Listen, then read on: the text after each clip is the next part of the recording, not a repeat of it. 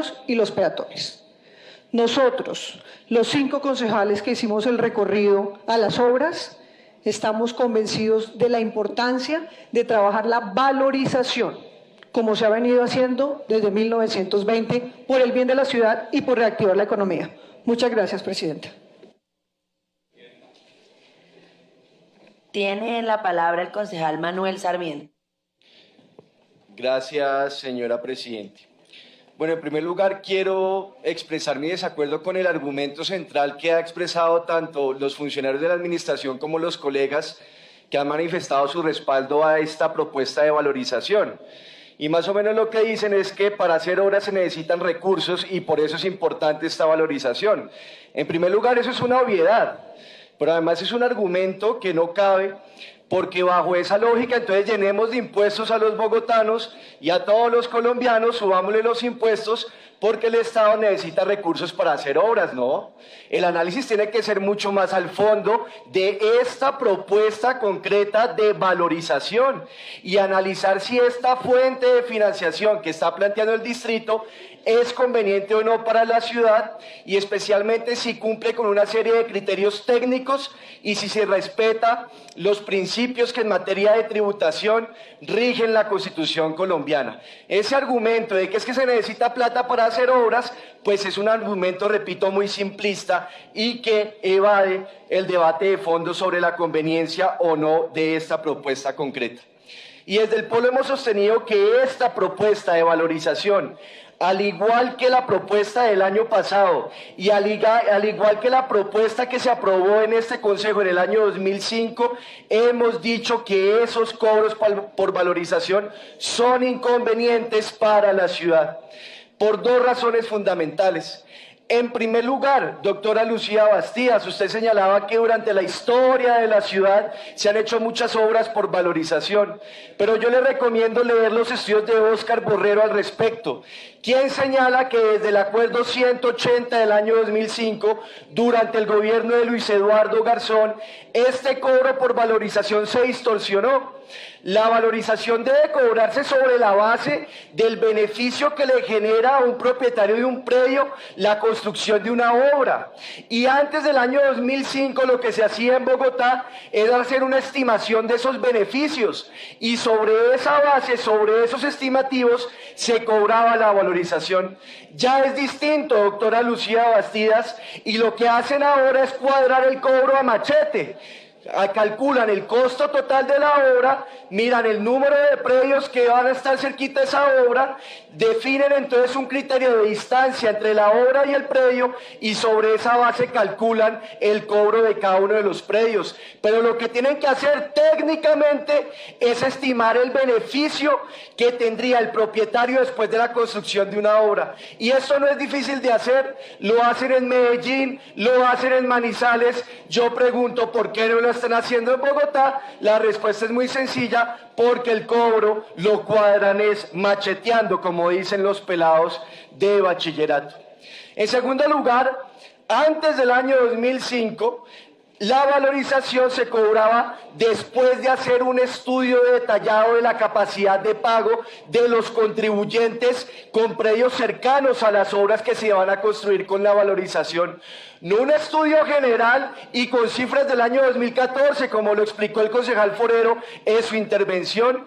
Eso es una trampa, un argumento tramposo de la administración, porque tendría la capacidad de hacer un estudio con las cifras actuales y de manera detallada revisar la capacidad de pago de los propietarios de los predios que afectaría esta valorización.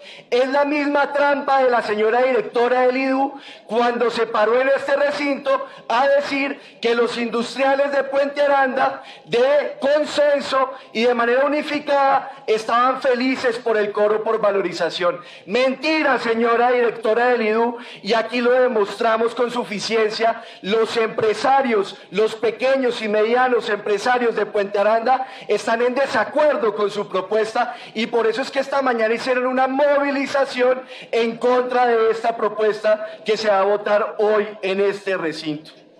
Y al ser un tributo o una propuesta que no cumple con estos criterios técnicos y con los principios de la Constitución que he señalado, pues es una propuesta que en concreto es inconveniente para la ciudad.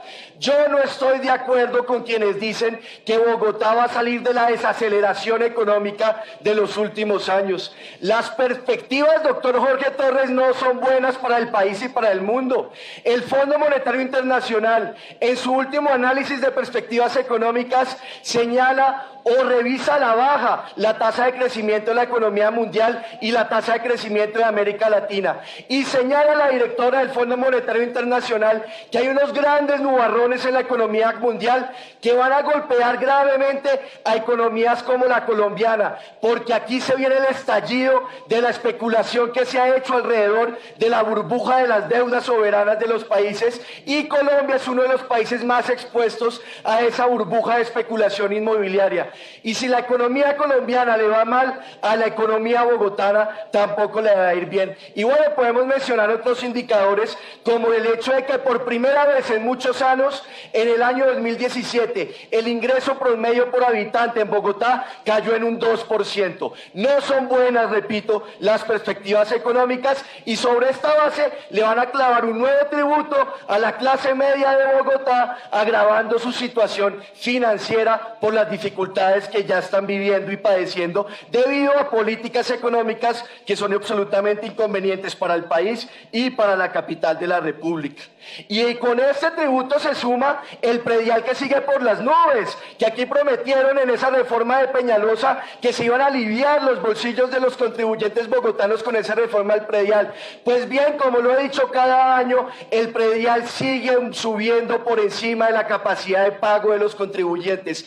Solo el predial que se pagó este año al 75% de las predios de estratos 3 y 4 les aumentó más un 10%. Y a este súmenle este tributo, este nuevo tributo, esta valorización y la terrible, cruel reforma tributaria que se cocina en el Congreso de la República, que salga como salga, si le quitan algunas cositas del IVA, va a afectar directamente a la clase media y por supuesto a los estratos 3 y 4 de Bogotá.